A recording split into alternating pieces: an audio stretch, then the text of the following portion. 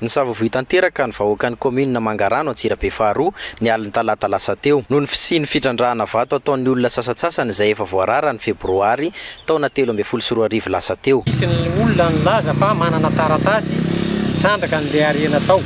Rehefa nanontanianay ilay izy satria ny Andriamatoa lehibe ny distrika moa dia niarana nady tany zay dia tsy nanana taratasy ilay olona dia dikan'izay zany dia hoe tsy misy mahazo manao. Dia tato arina zany ilay olon'ireo nitondra niaraka tamin'ny force izy ireo dia nandroaka andreo ilay vahoaka izay le nangadiady na nodidina ary nahatonga an'ilay atao hoe fanidinany ity bariery ity moa ary nefarana tamin'ny fanapoahana basy satria niorakoraka moa ireo fokon'olona. Nisy ny fepetra vaovao ndraisy mifaritry vakina karatra. Tsy nisy nanana taratasy ara-dalàna izay olona rehetra teo fa azo lazaina hoe mpijirika angara izay no tenenana azy fa noho izay anton'izay dia nakatona ny karera.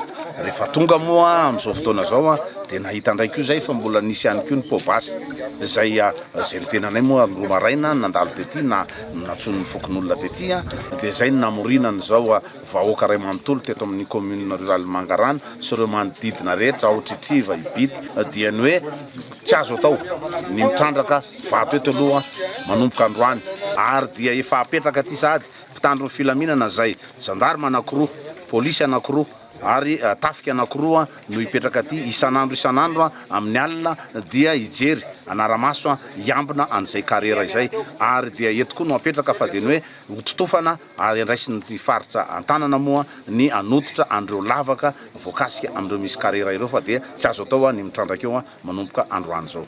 Ireo natao dia mba hitandrona ny aina sy ny fananam-bahoaka ary mifandripahalemana. Ny tombontsoany daholo be hoy ny lehibe ny faritra no arovana fa tsy no an'olombitsy. Ty fepetra ndraisina ty dia haritra eo amin'ny 2 volana eo.